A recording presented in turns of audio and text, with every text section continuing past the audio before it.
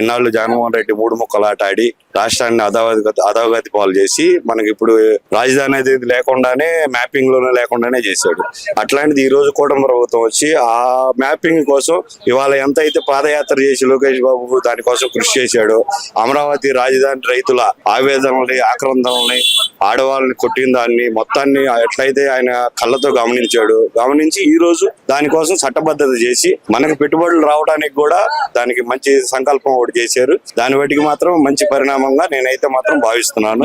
దాని బట్టికి జగన్మోహన్ రెడ్డి ఈ రోజు దానికి కూడా హాజరు కాపోయాడు అంటే దానికి ఏంటంటే అతనికి రాజధాని అమరావతిలోనే ఉండాలి అని చెప్పేసి అతనికి ఎటువంటి ఇది లేదు. దాని గురించి అసలు రాజధాని అమరావతిగా ఉండాలి, అంతమంది రైతులు 1000 ఎకరాల పొలాలు ఇచ్చాడంటే, భూమి ఇచ్చాడంటే ఆ భూమికి ఆ వాల్యూ లేకోకుండా, ఆ రైతులకు వాల్యూ లేకోకుండా ఆ రోజు 5 సంవత్సరాల గవర్నమెంట్ వాళ్ళు పాదయాత్రలో కానీ వాళ్ళు దుర్గగుడికి వెళ్ళేటప్పుడు కానీ వాళ్ళని ఎంత ఇబ్బంది పెట్టాడు, ఎంత హింసలు పెట్టాడు అనేది ప్రజలందరికీ తెలుసు. కాబట్టి దాన్ని ఈ రోజు చట్టబద్ధత చేయడం అనేది మాత్రం న్యాయపరంగా అందరూ హర్షించే విషయం అని నేను భావిస్తున్నాను. మన రాజధానికి పెట్టుబడులు రావాలన్నా కానీ ఈ రోజు అన్ని కంపెనీలు వచ్చినాయి, అన్ని వచ్చినాయి, ఎక్కడి నుంచి వచ్చినాయి అనేది మాత్రం ఒకసారి ఆలోచించుకోవాల్సిన విషయమే. ఇప్పుడు కూడా మనం 3 రాజధానులు అన్న విషయం మీద అయినా కానీ ఇవాళ అటు పక్క చూసుకుంటే విశాఖను కానీ, ఇటు పక్క చూసుకుంటే గుంటూరు, విజయవాడనే కానీ, అటు పక్క పోతే అనంతపూర్, కర్నూలు, కడప, చిత్తూరు ఆ ఏరియాలను కానీ అన్నింటినీ సమన్వయంగానే మన కూటమి ప్రభుత్వం అనేది. ఈ రోజున ఒక రాజధాని అనే విధానం ఎందుకు వచ్చింది అని అంటే ఆ రాజధానికి మనకంటూ ఒకే రాజధాని ఉండాలని చెప్పేసి దాని మీద ఫైట్ జరుగుతుంది. కాబట్టి దాన్ని కూటమి ప్రభుత్వం వచ్చిన తర్వాత దాని మీద మీకు పూర్తి స్పష్టమైన ఆదేశాలు ఇవ్వడం జరిగింది. ఈ అమరావతి ప్రాంత వాసులందరికీ కూడా ఇది చాలా శుభకరమైన పరిణామం అండి. ఎందుకనంటే అమరావతి వాసులందరూ కూడా ఎన్నో బాధలు పడ్డారు. గత గవర్నమెంట్ లో బూటకాలతో తన్నించుకొని, అలాగే అమరావతి టు తిరుపతి అని చెప్పేసి పాదయాత్రలు చేసి వాళ్ళందరూ కూడా నిద్రాహారాలు లేక మరి అమరావతి వాసులందరూ కూడా ఎంతో కష్టపడి ఎన్నో చేసి అమరావతిని పొందారు. ఈ రోజున అసెంబ్లీలో బిల్లు ప్రవేశపెట్టారు. నిరుద్యోగులకి ఎంప్లాయ్మెంట్ ఇస్తూ ఎక్కడికి వెళ్లకుండా, విదేశాలకు వెళ్లకుండా అమరావతి ప్రాంత వాసులందరూ కూడా, పిల్లలు కూడా చదువుకొని ఇక్కడే ఉద్యోగాలు చేసి ఎంతో డెవలప్మెంట్ అయితే అవకాశాలు ఉన్నాయని చెప్పి తెలియజేస్తున్నాము. ముఖ్యంగా తెలియజేసింది ఏంటంటే ఈ కూటమి ప్రభుత్వం, మోడీ గారు కానీ, పవన్ కళ్యాణ్ గారు కానీ, మరి అలాగే చంద్రబాబు నాయుడు గారు కానీ ఈ కూటమి ప్రభుత్వంలో ఒక మంచి పరిణామం జరిగిందని చెప్పేసి అమరావతి ప్రాంత వాసులు అందరూ కూడా నిర్భయంగా గుండెల మీద చేయలేసుకొని పడుకోవచ్చు. తర్వాత ఏ గవర్నమెంట్ వచ్చినా, ఎన్ని క్యాపిటల్ సిటీలు వచ్చినా సరే అమరావతి ఏకైక రాజధాని, అమరావతి క్యాపిటల్ గా నిలబడిపోతుందని చెప్పేసి ప్రాంతవాసులు అందరూ కూడా చాలా గౌరవంగా ఫీల్ అవుతున్నారు. వాళ్ళు ఫస్ట్ నుంచి కూడా క్యాపిటల్ అమరావతిని వ్యతిరేకిస్తానే ఉన్నారండి. వైసీపీ గవర్నమెంట్ మొత్తం అమరావతి అవ్వకూడదని చెప్పేసి ఎన్నో ప్రయోగాలు చేసింది. అవన్నీ కూడా ధీటుగా ఈ రోజున కూటమి ప్రభుత్వం అమరావతి వాసులకి వచ్చిన మహత్తరమైన గిఫ్ట్ అండి ఇది. రానున్న రోజుల్లో కూడా అమరావతి సస్యశ్యామలంగా ఉండి ప్రాంత వాసులందరూ కూడా సుస్థిరంగా గుండెల మీద చేయలేసుకుని పడుకునే రోజులు దగ్గరలో ఉన్నాయని తెలియజేస్తున్నాము. ఏకైక క్యాపిటల్ సిటీ అమరావతి, రాజధాని అమరావతేనండి. దీంట్లో ఏకాగ్రంగా ఎటువంటి మార్పు ఉండదన్నమాట. అది ఒకటే రాజధాని ఉంటే అందరికి యూస్ఫుల్ గా ఉంటది. ఇంకోటి ఏంటంటే ఎవరు ఎన్ని పెట్టుకున్నా గానీ రాజధాని అనేది అమరావతి అయింది. అమరావతి రాజధాని అవడం వల్ల చాలా మందికి కూడా ఉపయోగకరం. అన్ని జిల్లాలకు కూడా సెంటర్ పాయింట్ అమరావతి కాబట్టి రాజధాని ప్రజలందరికీ మన ఆంధ్ర రాష్ట్రం అంతటికి మాత్రం అమరావతి రాజధాని అయితే అందరికీ భరోసా దొరికినట్టే. ఇంకోటి ఏంటంటే 3 రాజధానులు ఇవన్నీ అనేది అసలు కుదరని పని. దానివల్ల ఎవరికి యూస్ లేదు. గత ప్రభుత్వం కూడా, మేము మామూలుగా స్పెషల్ గా చెప్తున్నాను, గత ప్రభుత్వం కూడా చాలా వాటికి ఇబ్బందులు పెడతాం, ప్రజలు చెప్పి కొన్ని చేయకుండా ఉంటాం. అయినా అతను గత ప్రభుత్వం సీఎం గారు ఏం చెప్పారో ప్రజలు ఎన్నుకున్న లీడర్లు ఉంటారు కదా కొంతమంది, వాళ్ళైతే మాత్రం బూతులు తిట్టుకుంటూ, బూటుగాలతో దంతూ, నానా రకంగా ఇష్టానుసారంగా మాట్లాడుతూ, వల్గర్గా, చిన్న అంతరం పెద్దంతరం లేకుండా కాళ్లతో తంత ఇట్లాంటివి చేశారు. అంతేందుకు నేనే ఉన్నాను. ఫస్ట్ నుంచి కూడా నేను ఒక విధి విధానంలో ఉండేటప్పుడు వైసీపీ గవర్నమెంట్ లో ఉన్నప్పుడు నా మీద కూడా దాడులు జరిగి వాళ్ళు చేశారు. నేను ఆ టైంలో హైదరాబాద్ వెళ్ళిపోయాను. ఏంది అసలు ఈ రకంగా అరే ఎట్లా కొట్టుకోవద్దురా అన్న దానికి కూడా నా మీద కూడా దాడులు చేశారు, కొట్టారు, కేసు కూడా పెట్టారు. నేను హైదరాబాద్ వెళ్ళి అక్కడ 3 సంవత్సరాలు ఉండి పార్టీ మారినాక మళ్ళీ వచ్చాను. అంటే అర్థం చేసుకోండి గత ప్రభుత్వం ఎంత సాధారణ మనిషిని కూడా ఎంత ఇబ్బంది పెట్టింది అనేది మీకు.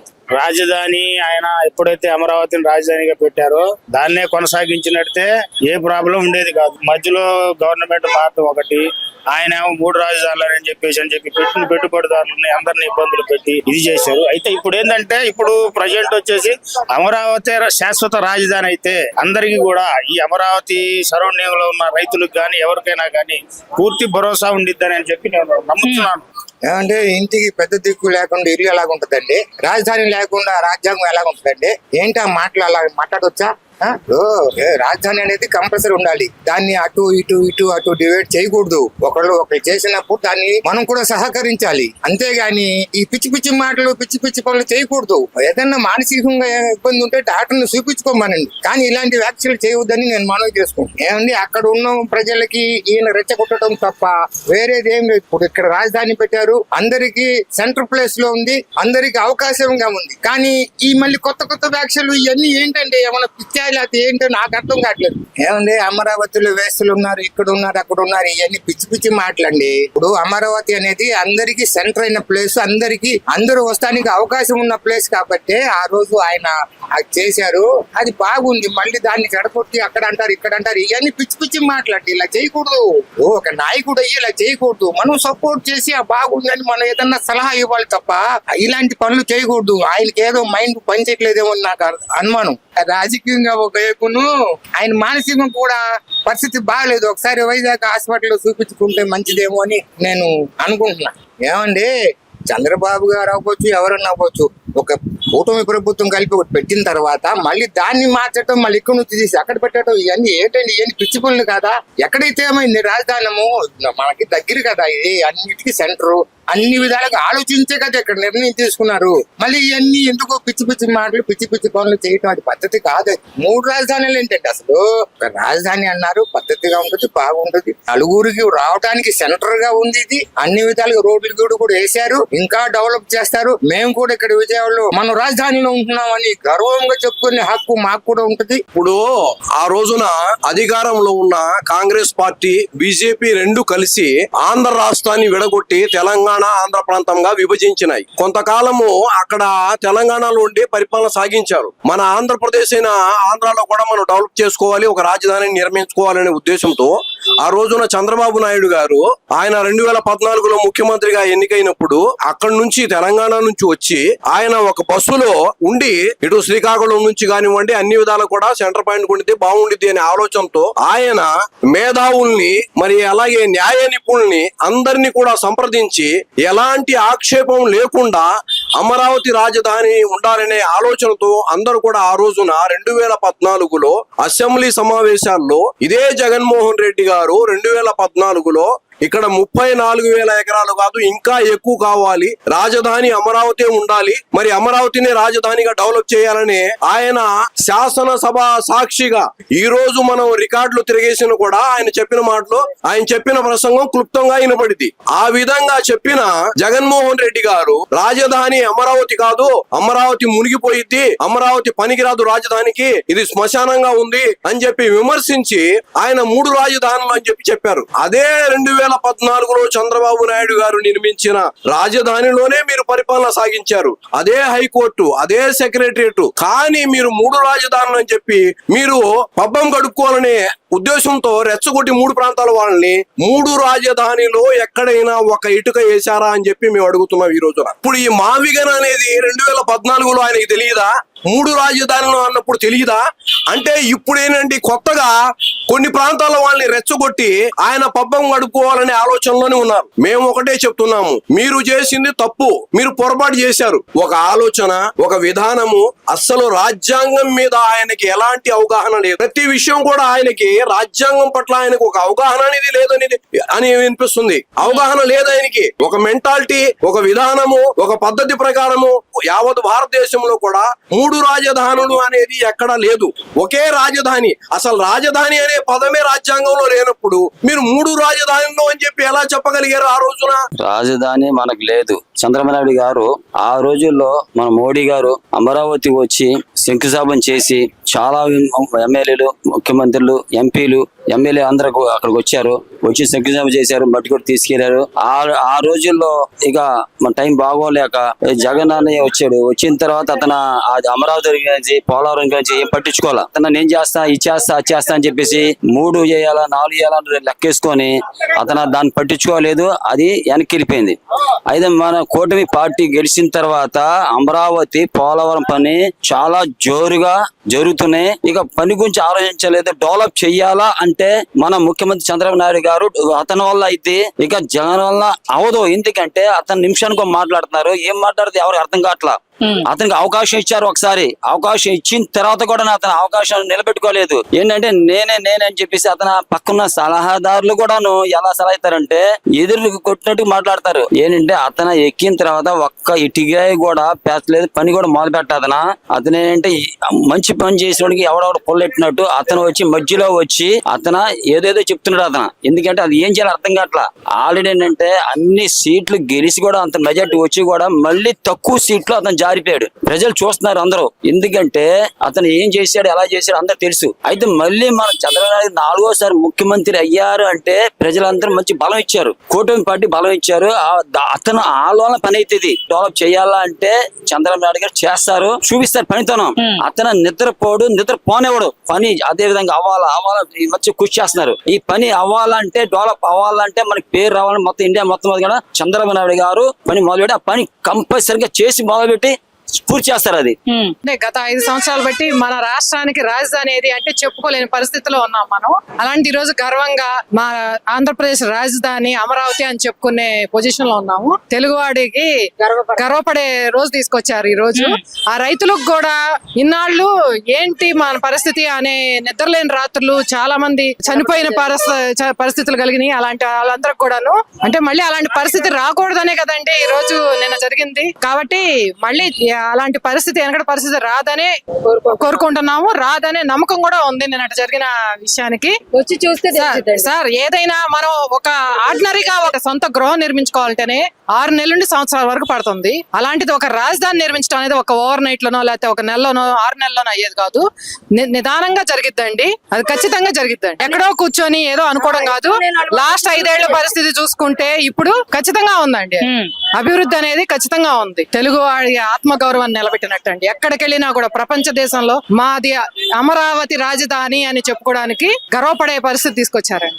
చాలా మంది చనిపోయి మాకు రాజధాని లేదని 3 ముక్కల మాటలని సైకో చెప్పాడు. సైకో మాటలు మీరు నమ్మొద్దు అని బాబు గారు మొన్న నిర్ణయం తీసుకున్నారు. మేము ఆ నిర్ణయానికి చాలా సంతోషపడ్డామండి. ఎందుకంటే శాఖజీవులు ఉన్నారు అమరావతిలో చాలా మంది.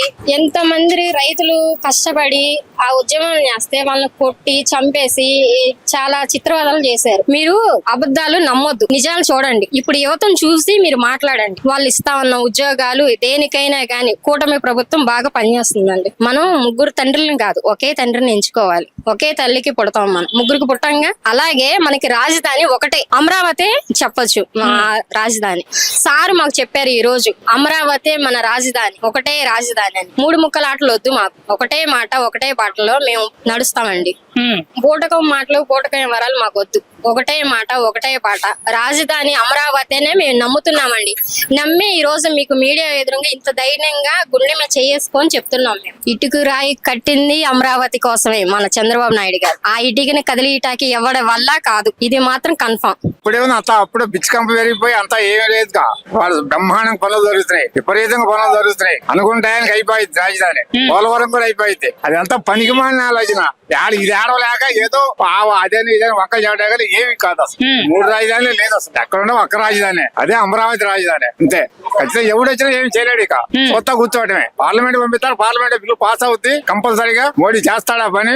రాజధాని ఏ డోకా లేదు. ఎన్నికోళ్ళకి ఇబ్బంది లేకుండా ఏ పార్టీ అయినా రావచ్చు. ఎవరు కదిలించడానికి వెళ్ళారు. వాళ్ళు ఏదో పనికి మాలిన వాళ్ళు, తెలిసి తేలిన వాళ్ళు ఎన్ని పేకు వార్తలే గానీ కరెక్ట్ గా పనులు బ్రహ్మాండంగా జరుగుతున్నాయి. 30,000 మంది కూలీలు ఉన్నారు. బ్రహ్మాండంగా అయిపోతుంది పనులు. ప్రతిపక్షంగా ఉన్నప్పుడు ఏమో ఆయన రాజధాని ఇక్కడే, నేను ఇల్లు ఇక్కడే కట్టాను అన్నారు. ఏంటి తర్వాత ఏమో మళ్ళీ వచ్చేసి ఆయన ముఖ్యమంత్రి అయిన తర్వాత 3 పెట్టాలి 1 సాలదు అన్నారు. ఈ రకరకాలుగా ఇప్పుడేమో ఏదో పేరు కూడా డిసైడ్ చేశారు అనుకుంటా. నిన్న మొన్న ఏదో గన్ అంటారు, గన్ కల్చర్ లాగా ఏదో గన్ అంటున్నారు చివర్లో. ఇది రకరకాలుగా ఇలా మాట్లాడకూడదు. ఇలా చిన్న చిన్న విషయాలు ఇలా చిల్లరగా మాట్లాడకూడదు. తర్వాత ఇంకోటి ఏంటంటే ఏదో తొండ ఊసరవల్లి లాగా ఏదో రంగులు 5 నిమిషాలకు ఒకసారి ఇలా మారుతా ఉన్నాడు. ఒక టైంలో ముఖ్యమంత్రి, ఇవ్వాలంటే మాజీ ముఖ్యమంత్రి. కానీ ఈ రకంగా మాట్లాడకూడదని నా ఉద్దేశం అండి. చంద్రబాబు నాయుడు అనే ముఖ్యమంత్రి కూడా ఇటు అటు ఆలోచించడం కానీ మిత్రపక్షాలు అవి కలుపుకుని వెళ్ళే మనిషే, ఆయన విజన్ ఉన్న మనిషే. కానీ ఈయన కరెక్ట్ గా చెప్తే బాగుంటది. ఇప్పుడు ఒక టైంలో అసలు అది శ్మశానం అన్నారు, ఇవాళేమో గన్ అనే పేరు ఏదో పెట్టమంటున్నారు. ఒక టైంలో ఏమో 3 కావాలి 1 కాదు అన్నారు. ఒకటేమో 34,000 ఎకరాలు సాల్దు ఇంకా కావాలి అని కూడా అన్నారు. ఈ రకంగా రకరకాలుగా మాట్లాడితే కరెక్ట్ కాదనిపిస్తుంది. ఏం లేదండి, ఆయనకి అవగాహన సరిగ్గా లేదు. మరి ఆయనకి సైడ్ చెప్పేవాళ్ళు కూడా ఉంటారు కదా, వాళ్ళు కరెక్ట్ డిసిషన్ ఇవ్వట్లేదు. ప్రతిదీ ఆయన పగలగొట్టటాలు ఈ వ్యవహారంగానే చేస్తున్నారు. అది ఆయన కూడా ఒకసారి ఆలోచించుకోవాలి. నేను పాత వీడియోలు తెప్పించుకొని ఆ టైంలో నేనేం మాట్లాడాను, ఇప్పుడు ఏం జరుగుతుంది, ఇప్పుడు నేనేం మాట్లాడుతున్నాను అన్నది ఫైనల్ గా ఆయన ఆలోచించుకొని, ఆల్రెడీ ఆయన 11 సీట్లకి దిగిపోయారంటే ఎందుకు తిరిగాము అనేది ఎవరో ఒకరు కడుతున్నారు. అందరి రాజధాని అనేది మనసు మార్చుకొని దాన్ని సపోర్ట్ చేసుకుంటాం చాలా మంచిదని నా కోరిక. ఎన్నో కంపెనీలను తీసుకొస్తున్నారు మన నారా చంద్రబాబు నాయుడు గారు. ఇటువంటి విజనరీ లీడర్ ఉన్నటువంటి మన ఆంధ్ర రాష్ట్రము ఆనాటి కాలంలో చరిత్రలో నిలిచిపోయినటువంటి అమరావతి దేవతల రాజధాని. ఇప్పుడు మన దేవతల రాజధాని అయినటువంటి అమరావతిని, ఆంధ్రప్రదేశ్ ని అమరావతి రాజధానిగా తీసుకొచ్చినటువంటి మన విజనరీ లీడర్ శ్రీ నారా చంద్రబాబు నాయుడు గారికి, ప్రతి ఒక్క నాయకులకి, కార్యకర్తలకి అందరికీ కూడా కృతజ్ఞతలు తెలుపుతున్నానండి. Twinkle twinkle little star, Amaravati is the super star. Thank you to one and all. Amaravati రాజధాని కన్ఫర్మ్. చరిత్రలో నిలిచిపోయిన రాజధాని మనం చూస్తున్నాము, ఇంకా ఫ్యూచర్ లో కూడా చూస్తాం. Thank you to one and all.